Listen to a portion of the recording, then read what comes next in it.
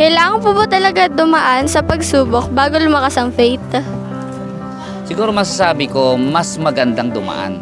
Tulad marahil, parang relasyon niya ng panghasa at saka ng labaha, no? O kaya ng isang sandata. Tumatala siya habang hinahasa siya. Tulad din naman niya ng relasyon ng inakay ng agila.